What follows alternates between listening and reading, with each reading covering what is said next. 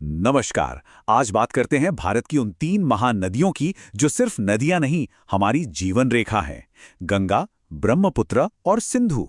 और हाँ, अगर किसी कॉम्पिटिटिव एग्जाम की तैयारी चल रही है तो ये टॉपिक तो बहुत ही जरूरी है। तो चलिए इसे एकदम आसान और मजेदार तरीके से समझते हैं। देखिए, ये सिर्फ भूगोल का चैप्टर नहीं है। ये वो नदियां हैं जो भारत की संस्कृति, इतिहास और इकोनॉमी, हर चीज की कहानी कहती हैं।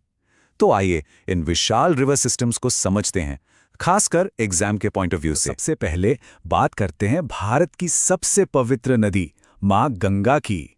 देखते हैं कि इसका सफर कहां से शुरू होता है, कैसे ये पहाड़ों से निकलकर मैदानों को सींचती है और आखिर में समंदर में मिल जाती है।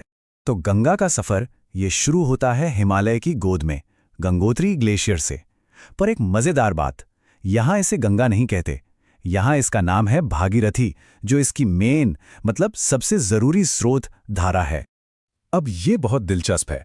गंगा नदी असल में एक नदी नहीं बल्कि कई नदियों के मिलने से बनती है।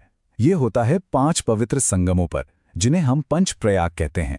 इन सब में एक नदी कॉमन है, अलकनंदा, और जब आखिर में देवप्रयाग में यही अलकनंदा भागीरथी से मिलती है, तब जाकर इस महान नदी को अपना नाम मिलता है, गंगा।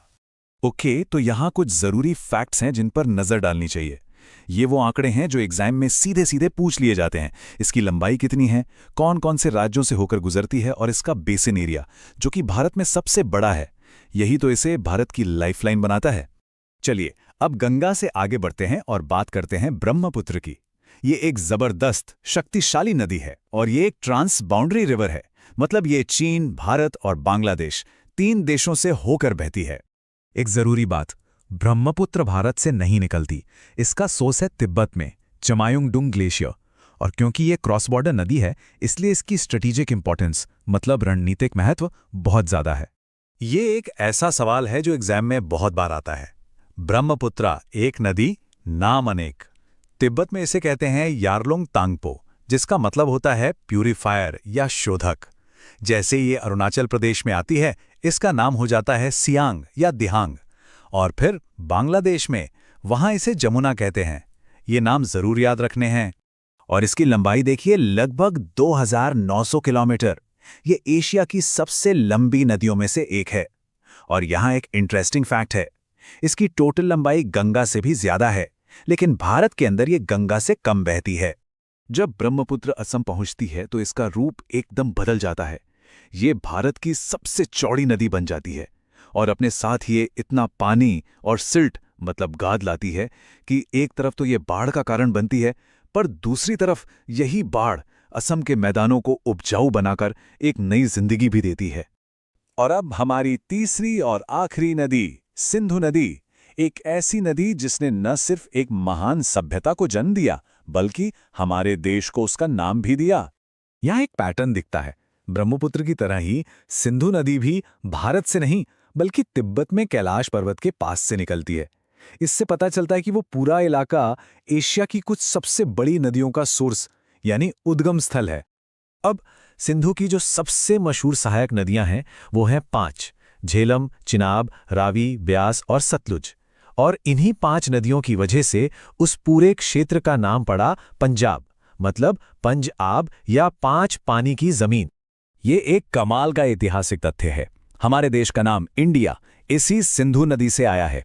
हुआ ये कि जो प्राचीन फारसी लोग थे वो स का उच्चारण ह करते थे, तो सिंधु बन गया हिंदू, और बस वहीं से हिंदुस्तान और फिर इंडिया नाम आए।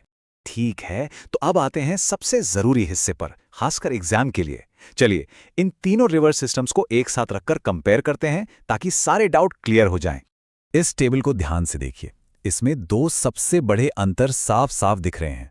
पहला, ये नदियां निकलती कहां से हैं, और दूसरा, ये जाकर मिलती कहां हैं। एक बात नोट करने वाली है, सिर्फ गंगा ही है जो भारत से निकलती है, और गंगा और ब्रह्मपुत्र दोनों बंगाल की खाड़ी में गिरती हैं, जबकि सिंधु वो जाती है अरब सागर में। मुझे पता है इतने सारे फैक्ट्स याद रखना थोड़ा मुश्किल हो सकता है, तो चलिए एक बहुत ही आसान सी ट्रिक देखते हैं जिससे ये हमेशा के लिए याद हो जाएगा।